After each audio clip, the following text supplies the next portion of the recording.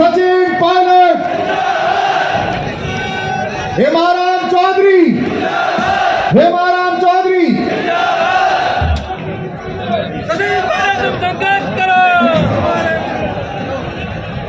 आदरणीय हेमाराम चौधरी साहब, विधानसभा में हमारे साथी पूर्व मंत्री हरीश चौधरी जी,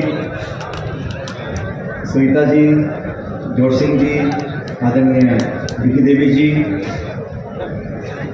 सम्मानीय विजय धोला साहब, दीपेंद्र सिंह जी, मुरारी मीणा जी, रायन चौधरी जी, बुढ़ा साहब, खिलाड़ी बहरा जी, शुक्राम मेघवाल साहब, पद्मराम जी, हरेन चौधरी जी, जया खटाना साहब, PR मीणा जी, हरीश मीणा जी, राकेश पारिक साहब, सभी लोगों का नाम मैं इसलिए ले रहा हूँ कि आज के कार्यक्रम में राजस्थान का शायद कोई हिस्सा बचा होगा जहाँ से हेमाराम जी और उनके परिवार को संबल और सम्मान देने के लिए हमारे साथीगण आज बाड़मेर नहीं आए हैं। वेद सोलंकी जी, गिरिराज मलिंगा जी, सुरेश मोदी साहब, सभी विधायकगण, रामनिवास गवड़िया जी, मुकेश भाकर साहब, इंद्राज गुर्जर जी,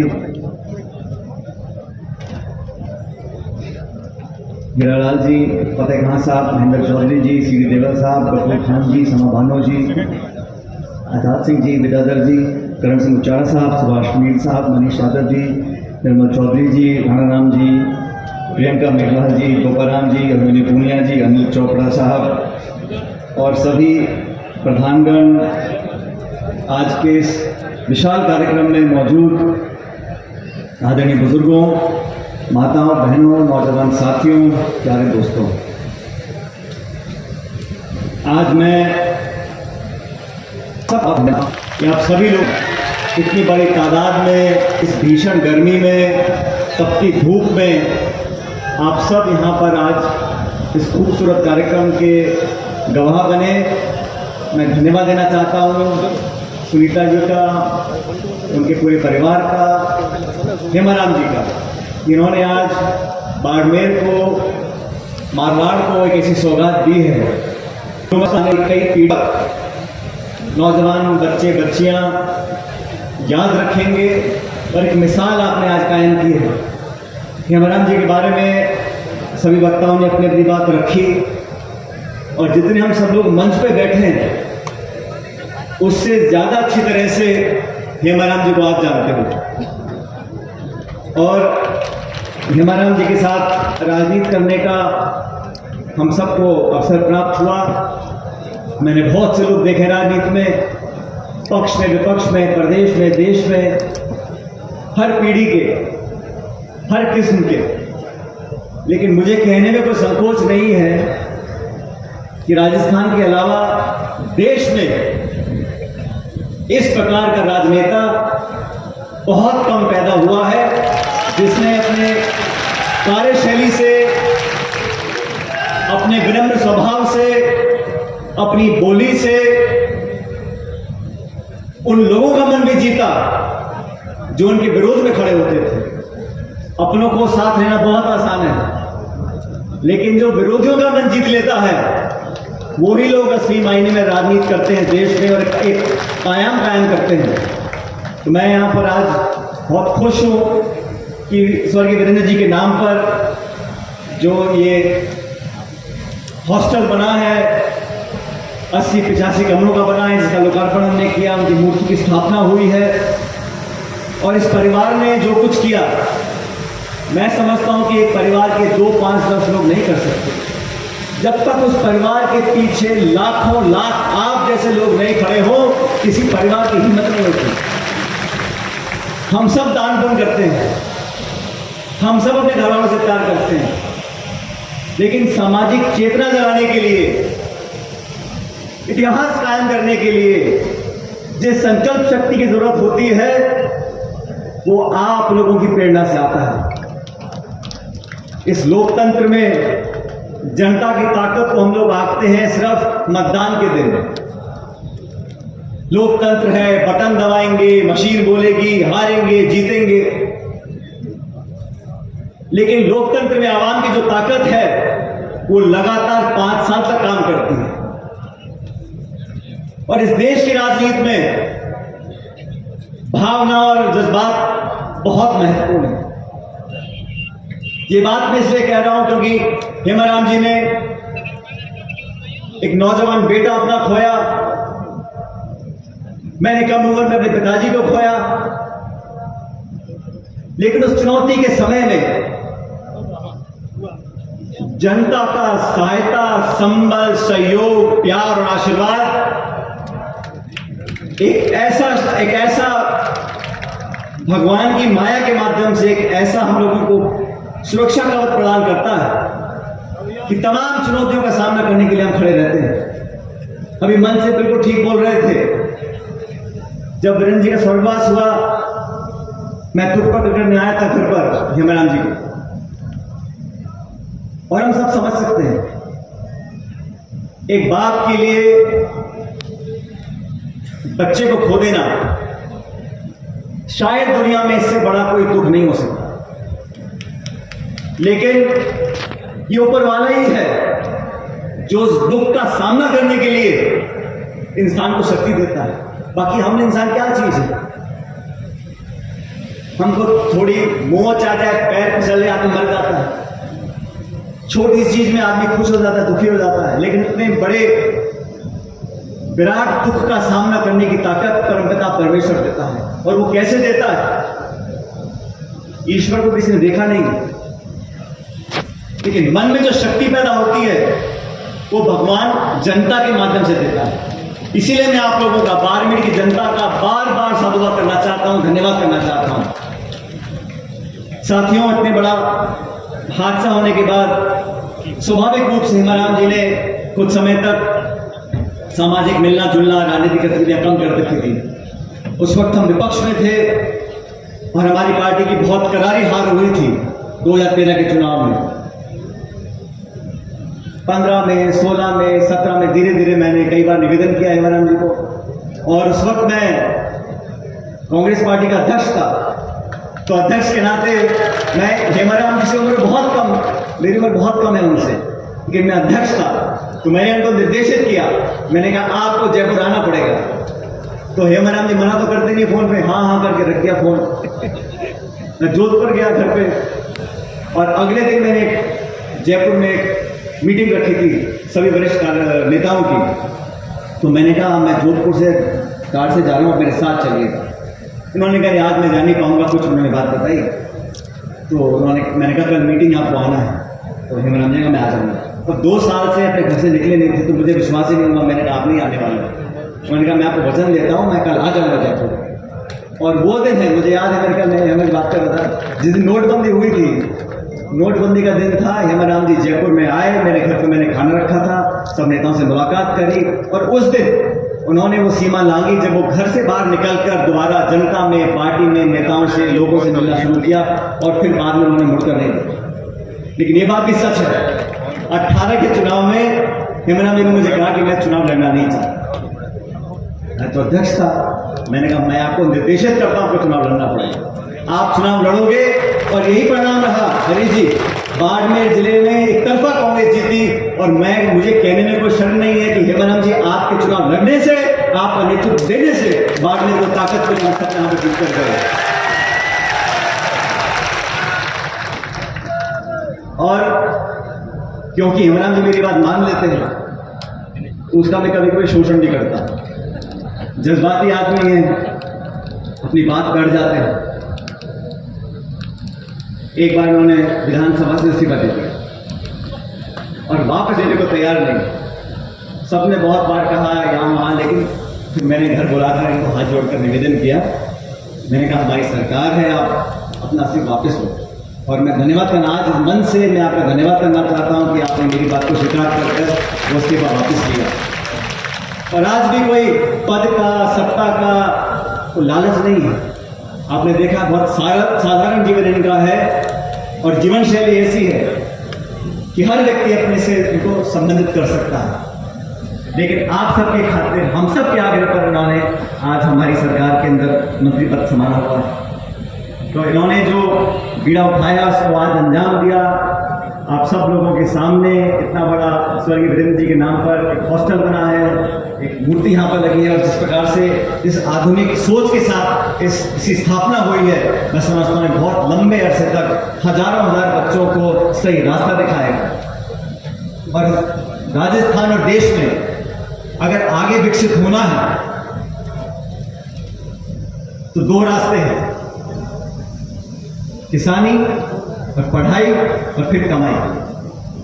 और हम सब लोग जो ग्रामीण क्षेत्र में रहते हैं, जो मध्यम वर्ग के लोग हैं, जो पिछड़े हैं, दलित हैं, आदिवासी हैं, अगड़े हैं, जैसे भी हैं, हम सबको अगर हम किसानी करेंगे तो हमारे बच्चे पढ़ेंगे। बच्चे पढ़ लिख कर, स्वर्गीय पायलट साहब कहा करते थे हमेशा, जब किसान का बच्चा, गरीब का बच्चा, गांव ढाणी में रहने वाला बच्चा, और वो सारे बच्चे पढ़ लिख कर उन तमाम कुर्सियों पर नहीं बैठ जाते जहां से देश और प्रदेश की नीतियां बनती हैं, तब तक ये देश विकास नहीं कर सकते। और हरीश जी, आपने जो बात बोली आज बल से, मैं पूरा समर्थन आपका करता हूं, लेकिन आज संघर्ष क्यों करना पड़ता है? आज अपने हक अधिकार जो संविधान कानून में लिखा है उसको लेने के लिए भी हमको आग्रह क्यों करना पड़ता है? हमको तमाम चुनौतियों का सामना क्यों करना पड़ता है? क्योंकि उन तमाम कुर्सियों पर जब गरीब और किसान के बच्चे बैठ जाएंगे तो हमें कभी झेलना नहीं पड़ेगा, हमारे काम अपने आप हुआ करेंगे। 2%, 5%, 6%, ये सब आंकड़ों के जाल में लोगों को फंसाकर तमाम संगतियां पैदा कर जो रुकावटें पैदा होती हैं। और हम 36 कौम के सभी लोग, इसमें कोई जाति बिरादरी की बात नहीं है, लेकिन जो व्यक्ति, जो बच्चा और बच्ची गांव में रहा पला बड़ा है, उसको मालूम है क्या चुनौतियां हैं किसानी में, कब दिक्कत बीज लेने में आती है, खाद डालने में आती है, पानी लगाने में आती है, फसल बेचने में आती है। जिसको जानकारी नहीं है कि संघर्ष से बच्चा पढ़ाई कर पैदा होने के बाद मेहनत कर पढ़ाई कर आगे बढ़ता है, जिसको उसकी कल्पना नहीं है, वो समस्या का समाधान नहीं कर सकता।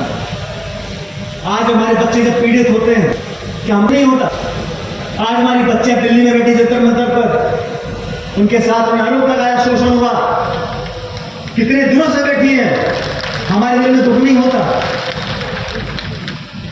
आज हमारे बच्चे जो सालों मेहनत करते हैं, जिनके माँ बाप अपना पेट काटकर उनके ट्यूशन करते हैं, पढ़ाई कराते हैं, वो एग्जाम देते हैं, वो पेपर लीक हो जाता है, पेपर कैंसिल हो जाता है, कुछ नहीं होता। उस पर कार्रवाई करने में इतना समय क्यों लगता है? न्याय दिलाने में इतनी पीड़ा क्यों होती है? क्योंकि उन कुर्सियों पर वो लोग नहीं बैठे जो यहां से निकल कर बैठे हैं। उन कुर्सियों पर वो लोग नहीं बैठे जिनका दिल दुखे, जिनको 10,000 की 50,000 की कीमत का पता हो। साथियों, संकल्प हमको लेना पड़ेगा भविष्य के लिए। ये बात बाड़मेर की नहीं है, ये सीमावर्ती जिला हमारा, यहां खान भी है, खनिज भी है, तेल भी है, सब कुछ निकला। बाकी मुल्कों में जहां रेगिस्तान होता है, वो कहां पहुंच गए हैं? क्या कारण है कि हमारा ये जिला आगे नहीं बढ़ सकता? आधुनिक खेती हो रही है, दुबई में देखो क्या निकल गया, वहां पर भी तेल है। हेमाराम जी, हरीश जी मिलकर यहाँ पर अगर हम सब मिलकर काम करेंगे और सही संकल्प लेंगे, यहाँ पर रोजगार के अवसरों में अगर बाड़मेर के नौजवानों को प्राथमिकता देंगे तो क्या गलत बात है? यहाँ के बच्चे जो पढ़ रहे हैं, हमारी धरती से तेल निकल रहा है, खान निकल रही है। सब कुछ बदल सकता है, सपना देखने की जरूरत है, सब कुछ तब्दील हो सकता है, कदम उठाने की जरूरत है, सब सपने साकार हो सकते हैं, सबको साथ लेकर चलने की जरूरत है।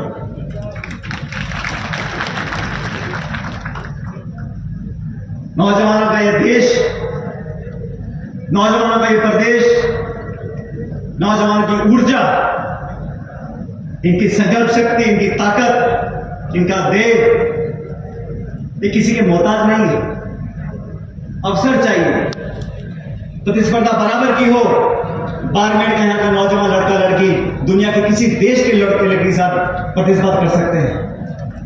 मौका तो मिले, अवसर तो मिले, बराबरी की लाइन में तो खड़ा कर देखें और फिर देखो हमारे बच्चे कहां तक पहुंच सकते हैं।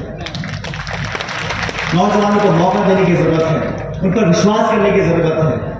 और इस वीरेंद्र धाम से मैं चाहता हूं ऐसे नौजवान बच्चे निकल कर जाए, अगले 5, 10, 20 सालों के अंदर कलेक्टर बने, एसपी बने, राजनेता बने, बड़े बड़े उद्योगपति बने, ताकि इस जिले का, इस क्षेत्र का आप सबका हमारा नाम रोशन हो सके।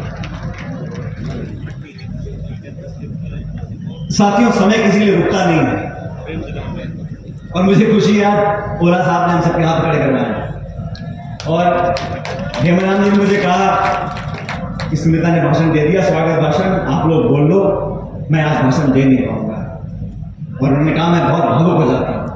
मैंने कहा हेमराम जी, ये सब लोग यहाँ पर आज आपकी 2 लाइन सुनने के लिए आए हैं और मेरे बाद मैंने भी वो निवेदन किया है, यहाँ आपसे बोलेंगे, राम राम करेंगे, आपका धन्यवाद करेंगे, क्योंकि हेमराम जी संकोच करने वाले व्यक्ति हैं, थोड़ा बहुत इनको हमें धक्का देना पड़ता है। और आने वाला समय